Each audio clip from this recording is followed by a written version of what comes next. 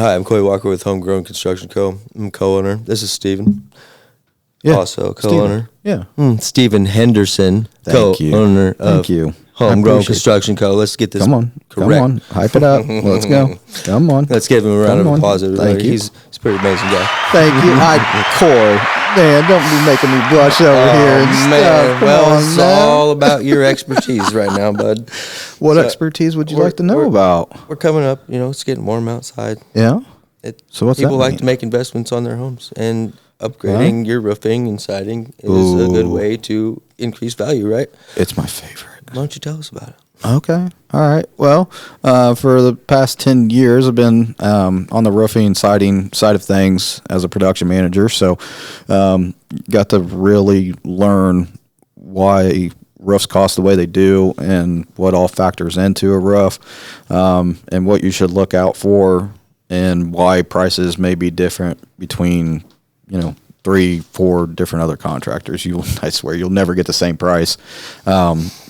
Twice. So Crazy differences. I love the system to the roof, I guess. Man, there's a lot more that goes into it than what people think. And, I love it. I love all the steps. So from, when the roof gets tore off, I tell every one of our customers it's going to look like a bomb went off. We don't always like all the permitting, but you got to follow the rules. No, but you do. Yeah. Let them catch you without having a permit.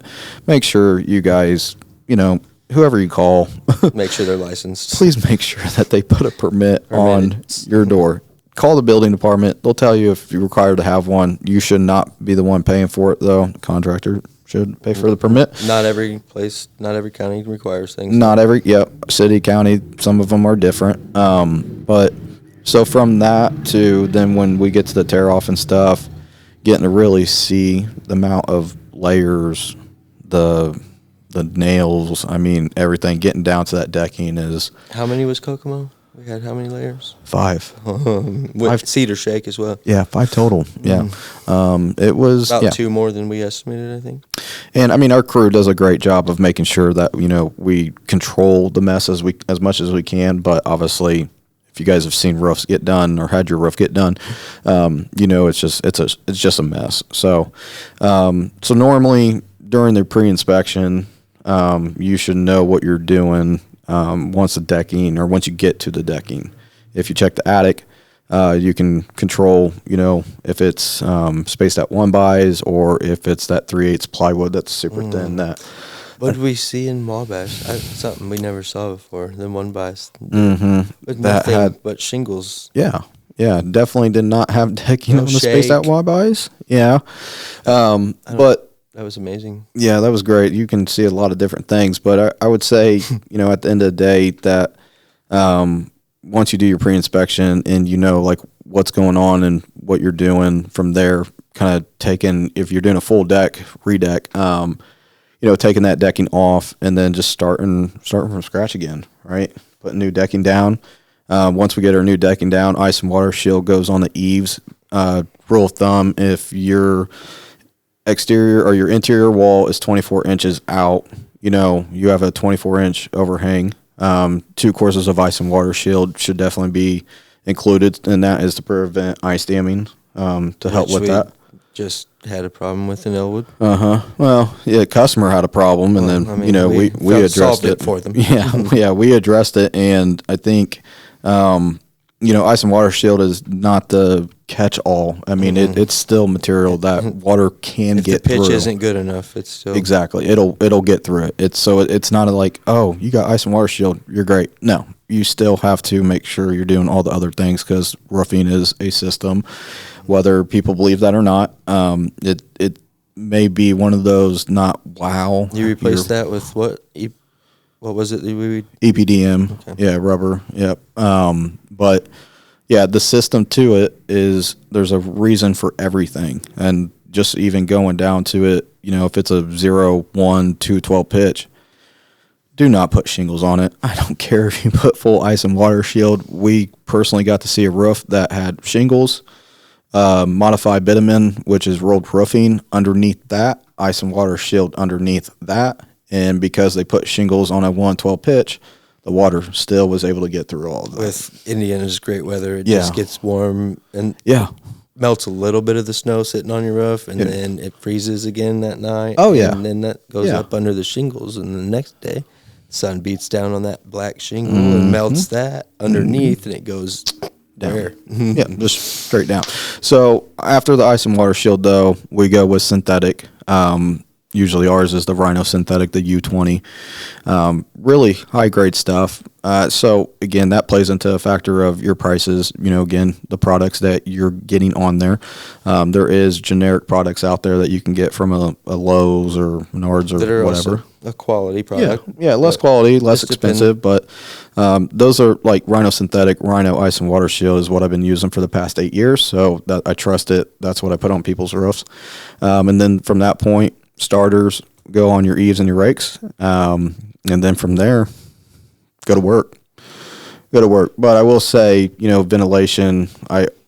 I pressure people on ventilation. I do because houses that are just not properly ventilated. They're not. I mean, your intake is through your soffit, right? If you don't have soffits, then you should have intake flow vents, which is these black strips that go about 2-3 feet up from the eave line up, and that allows air to get through and then air to go up. So air to go up is your exhaust. By eave line, you mean the edge of the roof, right? Yeah. So, but then when you get to your exhaust, that's your box vents, ridge vents, turbine vents. I saw one today. Yeah, they still make those. Coy, I was like, wait a minute, Coy, that's a turbine vent, right? How are those done again? I had to ask you that because you just don't see them very often. So, that is a big part to your roofing system, and that's where if you're going to spend your hard-earned money on a roof, your breathing system to your roof, energy, is more efficient. Your insulation in your attic. I mean, people, you will start to hear a lot of contractors in 2026. Just to give people a heads up, they are starting to understand how important your insulation truly is, and there's affordable ways to do it and things like that, and that can help with your energy bills that you were just talking about. So that's a very big thing. Efficiency for your home is a big thing for your insurance costs as well. Make sure you get photos from that contractor showing that they did not allow the insulation to cover up your soffit vents. They plug that up. Now your roof is not breathing. That one in Kokomo, for instance. Lots and lots of mold becomes a problem. The detached garage, we walked in there, looked up, and all of the insulation was completely molded. Why? Because they blocked off the soffit vents, so the roof could not breathe. All that moisture just goes up there and it sits there and creates mold. So that's a big deal. Pay attention to those things because your breathing system is a very big part of if your roof's going to last 10, 15, 20 plus years. So, and if it's not properly ventilated, it can be a problem to your health as well. Oh, for sure. Yeah. Breathing in black mold. I mean, in the air, all the pathogens and all that crazy stuff. I mean, it can get a little crazy. So, with that being said, that is a lot of like the material on the system side. And then when you start discussing the labor, people need to also understand, it's dangerous to work on a steep roof, right? I mean, that's why OSHA has these regulations where, you have to be harnessed, even like I think 4 feet off the ground, you have to be harnessed. And I mean, that's not really that tall, but you can imagine dropping 4 feet, what it does to you. So when you have a steep home, that's going to play a factor into your cost as well too. Obviously the layers, if you're tearing off not one, but 2, 3 roof systems. Height. How steep it is. Yeah. I mean, how many layers are there? Yeah. All these are factors. Oh, yeah, for sure. Yeah. So, those are the things that you need to pay attention to when you're calling a contractor. Disposing of shingle and roof waste is not cheap. Yeah. But I think that's a big thing, is the condition of your home, the size of your home, steepness, cut up. If it's cut up, there's going to be required more shingles that are needed. More hips, more valleys, more minis. Which is more labor because it takes longer, So there's so many different things that go into your roof. And I think that's why a lot of customers will be like, I only have 1,000 square foot roof. You know, they got it from a insurance claim or whatever. So now, you know, they know the square footage of their roof, which I encourage everybody to ask your contractors for, you know, hey, how big is my roof? Get details. Yeah, contractor, let them know they got 80 feet of ridge vent. You know, they got 40 feet in valleys or whatever the case may be. Educate your customer so that way they know in the future, you know, say Understand what they're putting their investment into. Yeah, save a young couple, for instance, say they buy the house of their dreams, they live there till, you know, they're whatever, and then they need a second roof, and they're probably going to remember you because you educated them, you taught them about it. You know, I mean, some people don't care, but I like people to know that, yeah, you may have 1,000 square foot house, you know, roof, but when I have all these valleys and hips and stuff, it's like you have a 13, 14, you know, square roof because definitely of all changes quickly. All the extra waste, you know, so that's a big deal. Just educating people on these things really matters, and I would think, you know, if I was in a customer's shoes, if they're explaining to me the price and they're explaining what's factoring into those prices, you know, I don't know. I think that I would be more comfortable investing that large amount of money. So just because you have, you know, a 26 square roof, for instance, you know, that's going to cost you, it can cost you anywhere from 12, 13, 14, you know, dollars. It's one of those things that I don't know, that there's just so much different factors into it. And that's why some people may not like the price or say this person was higher than that. Well, maybe the person that bidded it counted for everything, caught everything, and the other one didn't necessarily catch everything. I think you meant $1,000. You just said 12, 13, or 14. Yeah. Yeah. Sorry. Can't change things now. Yeah. Gotta still call you out, Bob. Yeah. When you can do a real talk. Yeah. So that was funny. I'm sorry. Blows. Yeah, low blows. It's all love and brothers, but been with them for a long time. So yeah, I don't know. I want people to, you know, when you watch this, just take that into consideration. When you wonder why prices are so different between different people, make sure that they're catching everything, because last thing you want is change orders. You know, it's just a very bad situation to have to talk about. If they're not checking your addict and yeah. I mean, some will do the right thing. Looking behind the siding before they put it on. Yeah. Go and quote before they even look behind it to see what's there. Yeah, some will do the right thing and eat it because it was their responsibility. Some will try to pass that on to you. So just educate yourself that these are things that, you know, they should be doing to make sure that everything is accounted for. I mean, obviously, just because you know, if you get up on the roof and you walk it properly, most of the time I would say you should be able to tell if it's really soft. There could always be the possibility of that one corner somewhere, right? On an edge somewhere. Yeah, and then I mean, it's not that big a deal. One piece of plywood compared to redoing the entire thing. I mean, surprises happen; they just do. I mean, it's part of construction. Things happen, things come up, but you do the best to your ability to make sure that you prep the customer and what price you're giving them is the price that's going to stay.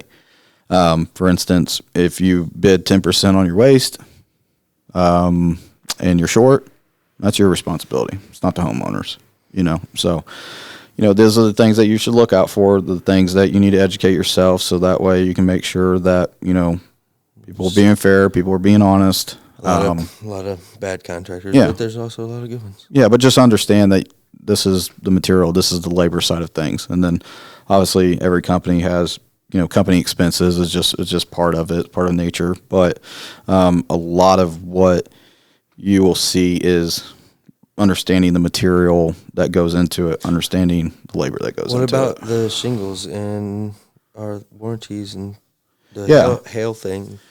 So, you know, manufacturers do a lot of different things. You know, we use Malarkey a lot. We used to do Owens Corning, but I feel Malarkey just offers a lot more. Maybe not all these fancy colors and stuff like that, but, you know, with Malarkey, They are a class 4 hail resistant, class 3 or class 4, and they are actually, you can potentially, I say that very strongly, potentially look into getting your premiums decreased for your home insurance. Nice. Because they're a great benefit. Yeah, they're thick, they're heavy. The rubber in it to help, bounce off hail is a very big thing. So, a lot of manufacturers, I believe, they'll do and limited, cost efficient still. Yeah, for sure. Yeah, but they're limited lifetime warranties, rated for 130 plus mile per hour winds. I believe, the warranties are a very big thing as to what you should pay attention for your costs. I know like Owens Corning has a lifetime warranty. And then Malarkey, they have their warranties as well too. Both great products. Yeah, both great products for sure. Absolutely. Owens Depends Corning. on what you're looking for. Yeah, for sure. Yeah, I mean, some people will swear up and down that Owens Corning never gave them a problem.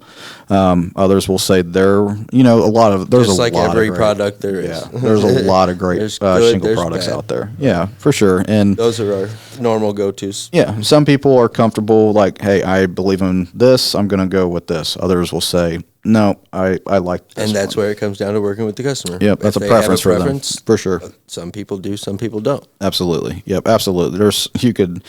Oh my gosh, you could take a full-size vehicle of products to a customer's house, dude. Whole van. Gosh, man, there's just so much out there in today's society. Maybe we should make a mobile That'd be awesome. van that has all the... It would help, dude. It really would. It really would, because... Oh my gosh, there's just so much stuff that goes into it. We got the van already. Yeah, we'll turn that into it. We can build. Yeah, make it. Yeah, a mobile. Yeah, product. Don't be afraid to show people what the ice and water shield feels like, what the synthetic feels like. What the ridge. Yeah, like the ridge shingle. So yeah, siding even. It's a cool process. I love roofs. Like I said, I love them. I love the systems that go into them. Exterior sample fan. Yeah, that would be really, really good. So, that's the things that you should look out for. I do believe that's one of our big differences is, everything that I spoke about. Be more than happy to share with you what I found with your roof, what factors into your roof, to explain that price. Typical visit with a customer is an hour plus. Yeah. Like we get. Yeah. It really can. I mean, like details. I said, some people don't care, some people do care.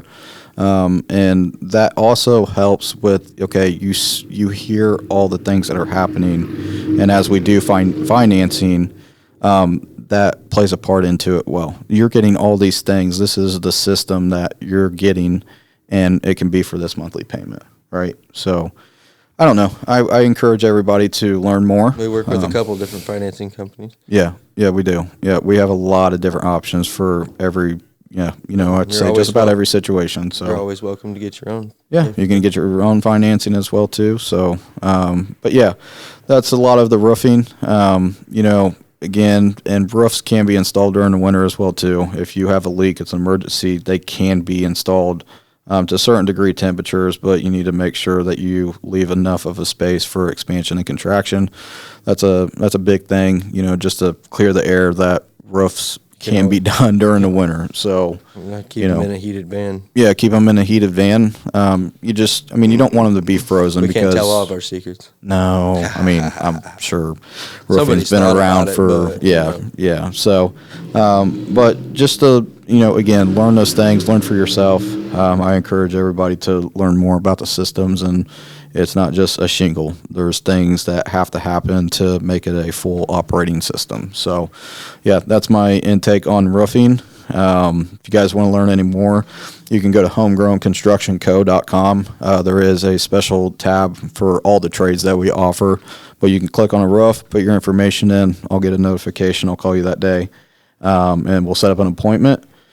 I'll bring my products, get my ladder, show you what's going on, present the price, and try to work with you the best that I can to make sure that you guys are taken care of, because, everybody needs a roof. So it's definitely the first line of protection to your home. Yeah, I've seen a roof wide open and a storm hit, and it destroyed the inside of their house. So very important thing. Yeah, but I appreciate you guys for hopping on here and, hearing us out, and Yeah, we'll check you on the next podcast.